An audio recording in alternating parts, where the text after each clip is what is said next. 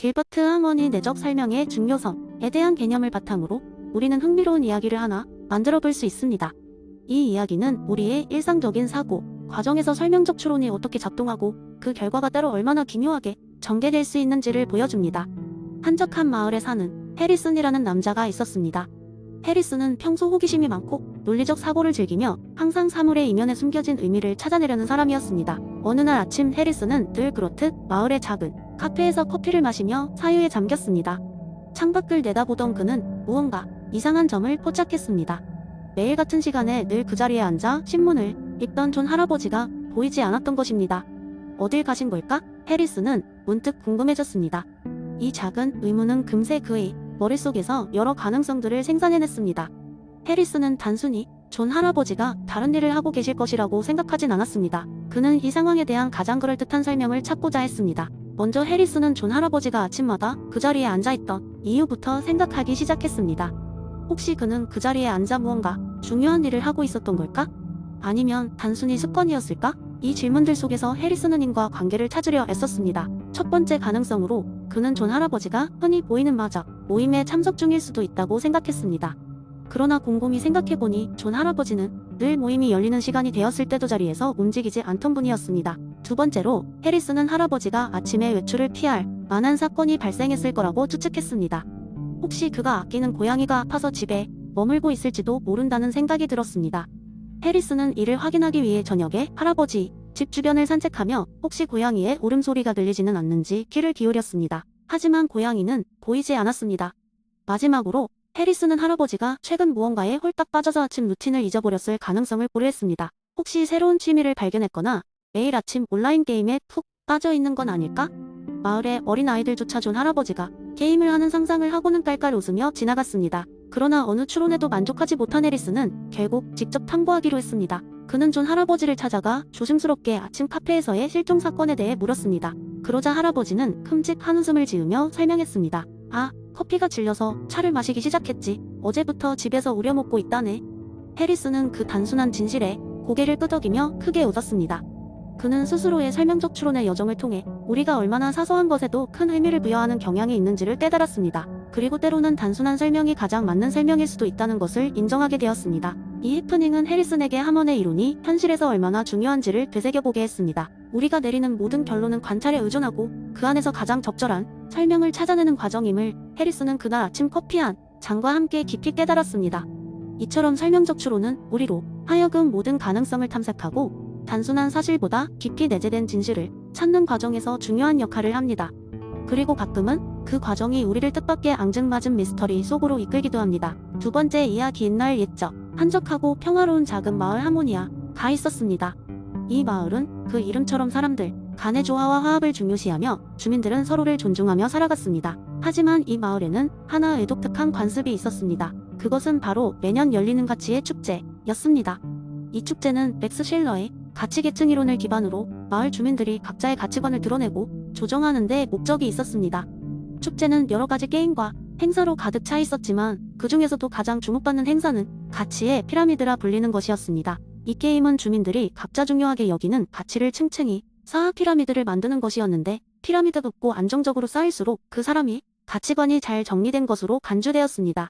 어느 해 이 축제에 새로운 인물인 알렉스라는 청년이 참석했습니다. 알렉스는 큰 마을에서 온 사람이라 하모니아의 주민들이 중요시하는 조화보다는 개인의 성취와 성공을 중시하는 성향에 강했습니다. 그는 가치의 피라미드에서 손쉽게 우승할 수 있다고 자신하며 자신의 가치를 피라미드로 쌓았습니다. 그러나 알렉스의 피라미드는 금세 무너지고 말았습니다. 그의 피라미드 밑에는 금전적 이득과 개인적 쾌락이 자리 잡고 있었기 때문입니다. 하모니아의 주민들은 피라미드 애기초는 늘 정신적, 도덕적 가치가 되어야 한다고 믿었으므로 알렉스의 피라미드는 불안정할 수밖에 없었습니다.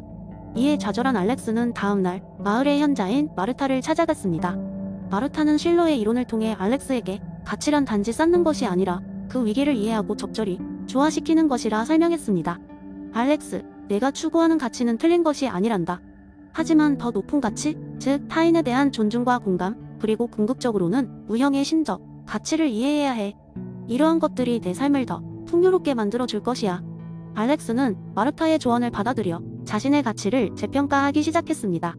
그는 마을 사람들과 어울리며 그들의 이야기를 듣고 자신의 삶의 목적을 재정립하기 위해 노력했습니다. 그리고 다음 해 다시 열린 가치의 축제에서 알렉스는 정신적 가치와 도덕적 가치를 기초로 한 피라미드를 쌓았고 이는 무너지지 않았습니다.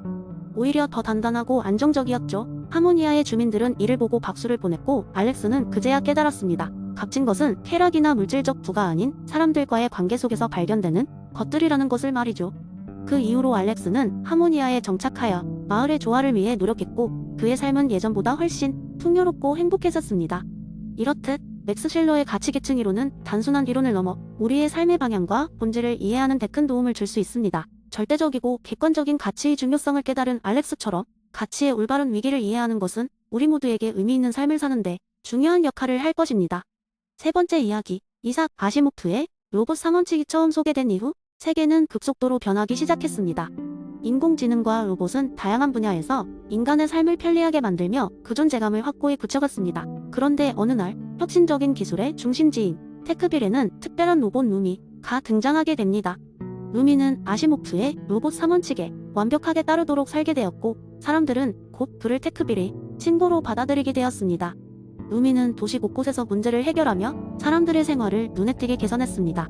사람들은 그에게 교통 정리를 맡겼고 건설 현장의 안전을 책임지게 했으며 심지어는 어린이들의 안전을 위해 학교에서도 루미를 활용했습니다. 루미는 언제나 인간이 안전을 최우선으로 삼았고 그의 판단력에 사람들은 깊은 신뢰를 가지게 되었습니다. 그리고 그 믿음은 점점 커져만 갔습니다. 하지만 어느 날 테크빌의 중심가에서 대규모 화재가 발생했습니다. 원칙대로 라면 인간을 구하는 것이 최우선이었기에 사람들은 루미가 즉시 행동에 나설 것이라 믿어 의심치 않았습니다.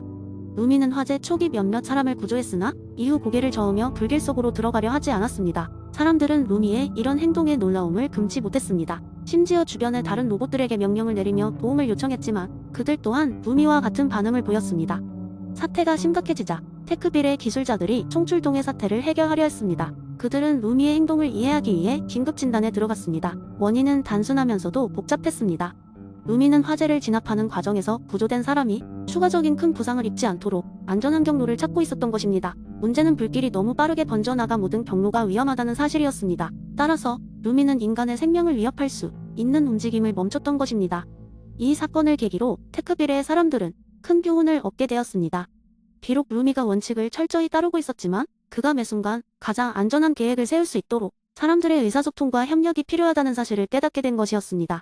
그리하여 테크빌은 로봇과 인간 간의 소통 채널을 강화하기 위해 새로운 시스템을 도입하게 되었습니다. 인간의 창의적인 해결책이 로봇이 엄격한 규칙과 조화를 이루며 둘 사이에 완벽한 시너지를 발휘할 수 있는 환경을 만들고자 노력하게 됐습니다. 루미는 그 후로도 테크빌에서 사랑받는 존재로 남았으며 다양한 문제 상황에서 인간과 로봇이 협동하는 법을 가르치는 중요한 역할을 맡게 되었습니다. 그리고 모두는 그 특별한 날이 교훈을 잊지 않았습니다. 최고의 안전을 위해서는 기술과 인간의 협력, 그리고 끊임없는 커뮤니케이션이 필수적임을 말입니다. 이 이야기는 로봇 시대에도 변함없이 중요한 것은 인간의 마음이란 사실을 우리에게 상기시켜 주었습니다. 네 번째 이야기, 옛날 옛적의 작은 마을에서 유래한 이야기입니다. 그 마을에는 라는 청년이 살고 있었습니다. 류는 어려서부터 무뚝뚝하고 자신의 일만 신경 쓰는 사람으로 유명했습니다. 그는 오직 자신의 목표와 욕망만을 위해 살아갔고 주변 사람들에게서는 그다지 호의적이지 않았습니다. 그 때문에 마을 사람들은 류와의 관계를 점점 피하게 되었습니다. 어느 날 류는 숲에서 나무를 베고 있었습니다. 그때 어린 멧돼지 한 마리가 다쳐서 쓰러져 있는 것을 발견했습니다. 평소 같았으면 그냥 지나쳤겠지만 그날따라 류는 이상하게도 그 멧돼지의 눈을 바라보고 잠시 망설였습니다. 자신의 반성과는 달리 멧돼지의 고통을 무시할 수가 없었습니다. 귀찮다는 생각도 있었지만 멧돼지를 들고 약초 감하는 부근으로 향했습니다. 류는 자신이 알고 있는 한의사를 찾아가 멧돼지를 보여주었습니다. 한의사는 멧돼지를 치료하는 데 필요한 약초와 방법을 류에게 설명해 주었습니다. 류는 손수 약초를 준비하고 멧돼지의 상처를 치료하면서 처음 느껴보는 책임감을 느꼈습니다. 며칠 후 멧돼지는 기운을 회복했고 숲으로 돌아가기 전에 주변을 맴돌며 류에게 감사의 눈길을 보냈습니다. 이 사건 이후 류는 뭔가 깨달은 것처럼 변하기 시작했습니다.